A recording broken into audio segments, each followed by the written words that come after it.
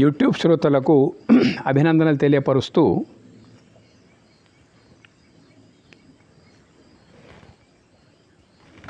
భగవద్గీత ధారావాహిక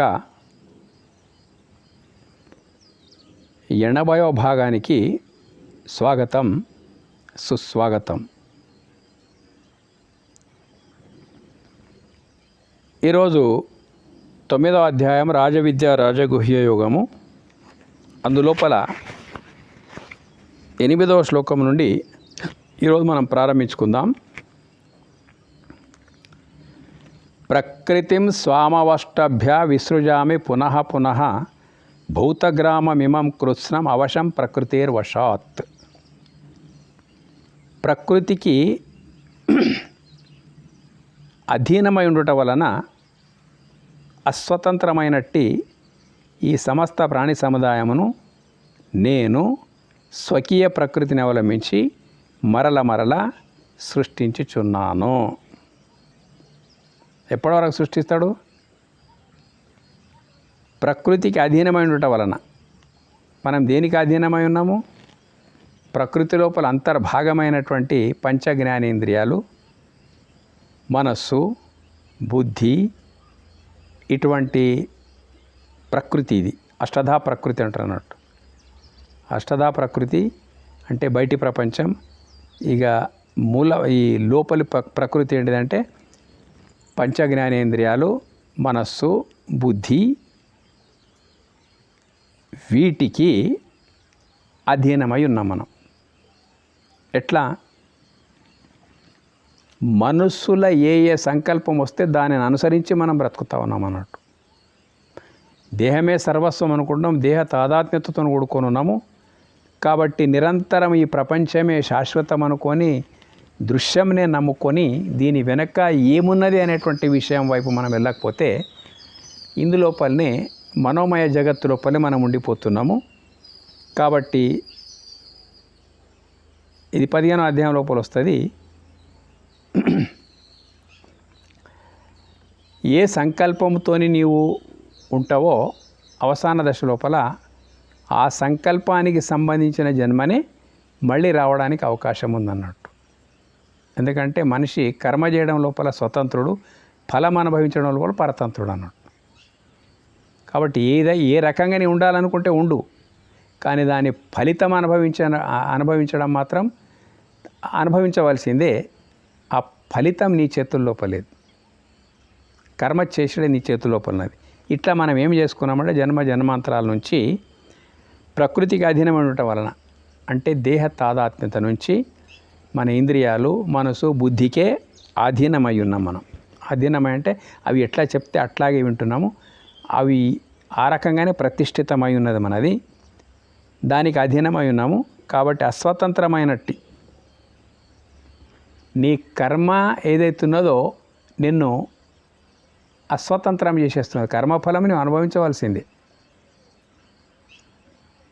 స్వతంత్రుడు ఉన్నావు కర్మ చేయడం లోపల, అప్పుడు ఆలోచించాలి ఏం చేస్తే నా యొక్క స్వాతంత్రాన్ని భంగం కలగది, ఇంకొక జన్మకు రాకుండా ఉండడానికి నేనేం చేయాలనేటువంటి విషయం ఏదైతుందో ఆ స్వాతంత్ర్యం మనకున్నది. ఆలోచించి ఎక్కడ స్టెప్ వేయాలనో అటువంటి ఆలోచన మనకున్నది.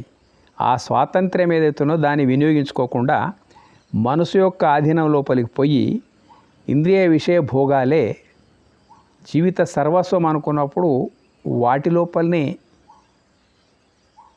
మునిగి ఉండడం వల్ల ఈ సమస్త ప్రాణి సముదాయము అంతా ఇట్లా ప్రాణి సముదాయం అవుతున్నదో నేను స్వకీయ ప్రకృతిని అవలంబించి మరల సృష్టించున్నాను.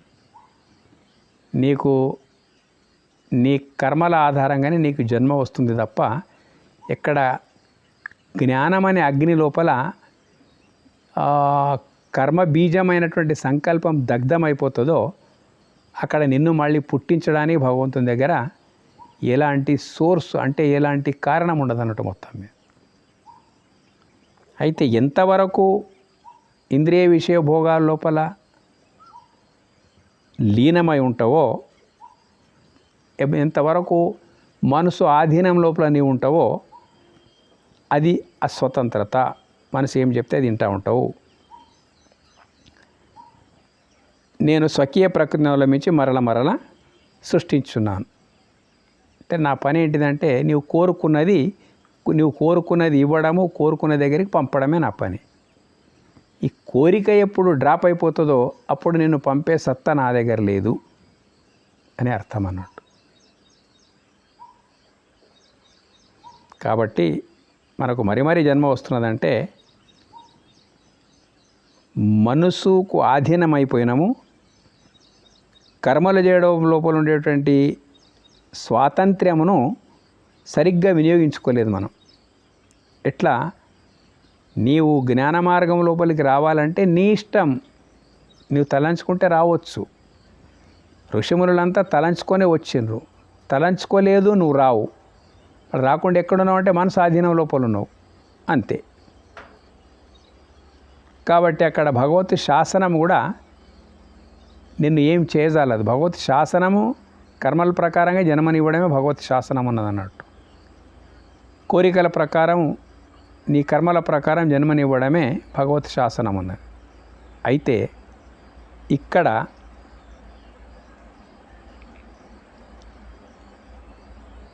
నీవు గనక మనసుకు లోబడకుండా జ్ఞాన మార్గం లోపల విహరిస్తే దాని ఫలితం ఏంటిదంటే మోక్షం.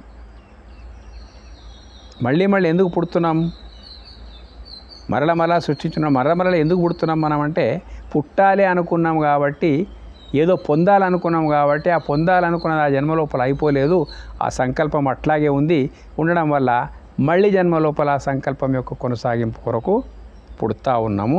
ఇది కర్మపరాధీనత. విసృజామి ప్రకృతిం స్వామవష్టభ్య, ఇట్లా ఈ శ్లోకం లోపల ఈ భావం ఉన్నదన్నట్టు. నచమాం తాని కర్మాణి నిబద్ధంతి ధనంజయ ఉదాసీన వదాసీనం అసక్తం తేషు కర్మస్సు. ఇక్కడ చూడండి, పెద్ద రహస్యాలు ఇవన్నీ. అర్జున, ఆ సృష్ట్యాది కర్మలందు తగులుకొనని వాడనై సాక్షిభూతుడుగా ఉండునట్టి నన్ను ఆ కర్మలేవియు బంధింపనేరవు. చూడండి,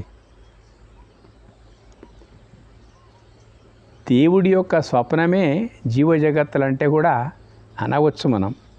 దేవుడికి పడుతున్నటువంటి స్వప్నం ఇదంతా జీవ జగత్తులు అనేటువంటిది. ఎట్లా అంటే సృష్ట్యాది కర్మలందు తగులుకొనిన వాడై, ఓ అర్జున, ఆ సృష్ట్యాది కర్మములందు తగులుకొనని వాడనై సాక్షిభూతుడుగా ఉండునట్టి నన్ను ఆ కర్మలేవియు బంధింప నేరవు. ఇక్కడ కూడా ఆ స్వప్న దృష్టాంతమే చాలా చక్కగా మనకు అర్థం చేసుకోవడానికి అవకాశం ఉన్నది. స్వప్నము ఎంత శుభకరమైన, ఎంత భయంకరమైన,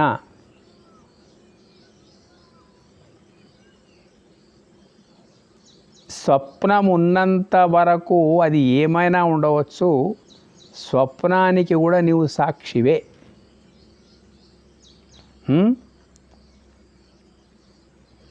కాబట్టి స్వప్న పరిణామాలు నీ పైన ఏమి ఉండవు. ఎందుకంటే స్వప్నంకు సాక్షిగా చూస్తున్నావు.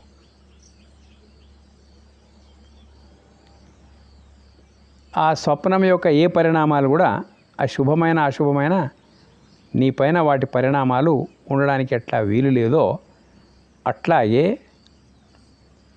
సాక్షిభూతుడుగా సృష్ట్యాది కర్మలను తగులుకొని వాడని సాక్షిభూతుడుగా తగులుకోవడం అనేటువంటిది ఎక్కడ మనసున్నదో అక్కడనే తగులమున్నది. మనసు లేనటువంటి, అంటే అతీంద్రియ శక్తి కలిగినటువంటి పరమాత్మ, నిర్వికారమైనటువంటి పరమాత్మ, నిరాకారమైనటువంటి పరమాత్మ, దానికి ఏవి కూడా తగులుకోవడానికి వీలు లేదు. ఉదాహరణకి ఆకాశం ఉంది, ఇప్పుడు అన్నింటికి సాక్షిగా పనిచేస్తూ ఉంది. అది అన్నిటికీ సాక్షిగా. వర్షం పడినా నానదు,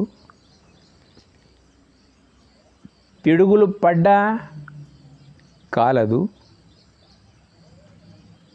అన్నీ దానిలోపలనే జరుగుతున్నా అన్నిటికీ అది సాక్షిగా ఉండి దేని నుంచి కూడా వికారం పొందడం లేదు. ఏది? ఆకాశం. అన్నీ అందులోపలనే ఉన్నాయి, దేనికి కూడా అది అంటుకోవడం లేదు. ప్రతిదానికి సాక్షిగా ఉంటున్నది. ఏది తన మీద వేసుకోవడం లేదు, ఆకాశం. కాబట్టి ఏది కూడా ఆకాశాన్ని ఏమి చేయలేదు. ఎట్లాగో ఈ భూతాకాశం లోపల ఇంత గొప్ప శక్తి ఉన్నాక దీనికి మూలమైనటువంటి బ్రహ్మాకాశం అది అన్నప్పుడు, ఈ ఆకాశమే సాక్షిగా ఉండి నిర్వికారంగా ఉంటున్నప్పుడు బ్రహ్మాకాశం అన్నప్పుడు ఇంకా దానికి ఇవన్నీ ఎట్లా వర్తిస్తాయి? సాక్షిగా నన్ను ఆ కర్మలేవి బంధింపనేరవు. మంట పెట్టినా ఆకాశం సాక్షిగానే ఉన్నది, వర్షం పడ్డా ఆకాశం సాక్షిగానే ఉన్నది, దానికి ఏమీ కావడం లేదు. అట్లాగే భూతాకాశమే ఇంత తటస్థంగా సాక్షిగా నిర్వికారంగా ఉన్నప్పుడు బ్రహ్మాకాశం విషయం మనం ఊహించుకోవాలి. అట్లా సాక్షితత్వం లోపల నుంచి మనం ఉంటే కూడా మనకు ఏది అంటుకోదు అనేటువంటి అర్థం అన్నట్టు. ఇక్కడ మళ్ళీ యథాస్థానం లోపలికి వస్తున్నాడు. మయాధ్యక్షేణ ప్రకృతి సూయతేస చరాచరం హేతునా నేన కౌంతేయ జగద్వి పరివర్తతే. అర్జున, అధ్యక్షుడనై మయాధ్యక్షేణ ప్రకృతి, అర్జున ఈ ప్రకృతి అంతా అధ్యక్షుడనై ఉన్న నా చేత ప్రకృతి చరాచర ప్రపంచమునంతను సృజించుచున్నది. ఈ కారణం చేతనే జగత్తు ప్రవర్తించున్నది. ఇప్పుడు వచ్చేసి మళ్ళీ ఇప్పుడు ఏమనుకోవాలి మనం? మయాధ్యక్షేణ ప్రకృతి సత్యం ఇది అన్నట్టు. ఇంతవరకు మన అవగాహనను సరిచేసేందుకు కొరకు చెప్పబడ్డ విషయాలు ఇది సత్యం. అధ్యక్షుడనై ఉన్న నా చేత ప్రకృతి చరాచర ప్రపంచమునంతను సృజించుచున్నది. ప్రకృతి ఏంటిది? ప్రకృతి మూల ప్రకృతి అంటే పరమాత్మని యొక్క శక్తి. పరమాత్మని యొక్క శక్తి చేతనే చరాచర ప్రపంచమంతా సృష్టింపబడుతున్నది, నడుస్తూ ఉన్నది. ఆ కారణం చేతనే జగత్తు ప్రవర్తిస్తున్నది. జగత్తు సూర్యుడు ఉదయిస్తున్నాడు, అస్తమిస్తున్నాడు, మేఘాలు వర్షిస్తూ ఉన్నాయి, భూమి పంటను పండిస్తూ ఉన్నది, గాలి వీచుతూ ఉన్నది. ఏముంది? అంతా ఇట్లా ఉందన్నట్టు. మొత్తం మీద సృజించుచున్నది. ఈ కారణం చేతనే జగత్తు ప్రవర్తిస్తున్నది. అంటే జగత్తు ప్రవర్తిస్తున్నదంటే పరమాత్మని యొక్క అధ్యక్షత లోపలనే ఈ జగత్తంతా ఈ పరమాత్మని యొక్క శక్తితో, ఆ శక్తికి పరమాత్ముడు సాక్షిగా ఉండి ఆ శక్తి, ఆ ప్రకృతి, మూల ప్రకృతి అవుతున్నది కదా, దాని చేతనే ప్రకృతి చరాచర ప్రపంచమునంతను సృజించుచున్నది. చర అచర అంటే ప్రాణులు, జడమైనటువంటి, చేతనమైనటువంటి. ఈ కారణం చేత జగత్తు ప్రవర్తిస్తున్నది. చూడండి ఎంత అద్భుతంగా జగత్తు యొక్క ప్రవర్తన. ఎంత వర్ణన చేసినా తక్కువే.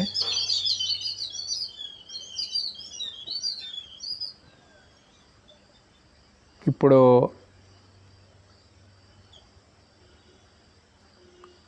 ఎట్లా ప్రవర్తిస్తున్నది ప్రకృతి? పరమాత్మని యొక్క శక్తి రూపంలో, శక్తి రూపాంతరమైనటువంటి యొక్క ప్రకృతి ఎట్లా జరుగుతూ ఉంది, మొత్తం మీద ప్రవర్తిస్తూ ఉందంటే చాలా విచిత్రంగా ప్రవర్తిస్తూ ఉన్నది అన్నట్టు. భూమిలో ఏముందో తెలియదు, కానీ అన్నం మాత్రం భూమి లోపల నుంచే బయటకు వస్తుంది. గాలిలో ఏమున్నదో తెలియదు, గాలి ఏమిటో తెలియదు, కానీ గాలి లేకపోతే ప్రాణం నిలవదు. సూర్యునిలో ఏమున్నదో తెలియదు, సూర్యుడు దయించకపోతే ప్రపంచం అంతరించిపోతుంది. చంద్రునిలో ఏమున్నదో తెలియదు, కానీ చంద్రుడు లేకపోతే పంటలకు అస్తిత్వమే లేదు. ఈ రకంగా అంతా ప్రవర్తిస్తున్నది జగత్. అంటే మహిమాన్వితమైనటువంటి జగత్తు, అంతులేని వింతలతో కూడుకున్నటువంటి అంతులేని దివ్యత్వంతో కూడుకున్నటువంటిది ఈ జగత్ ఏదైతున్నది కదా, ఈ రకంగా ప్రవర్తిస్తూ ఉన్నది అనేటువంటి విషయం మనం తెలుసుకోవాలి. అతడి అధ్యక్షత లోపలనే ఉన్నది. ఇప్పుడు మళ్ళీ ఇక్కడ సర్వం ఖలు ఇదం బ్రహ్మ అనేటువంటి విషయం మనకు తెల్లం అయిపోయింది అన్నట్టు. ఇంకా 11వ శ్లోకం నుంచి రేపటి వీడియోలో మనం తెలుసుకుందాం. ధన్యవాదాలు.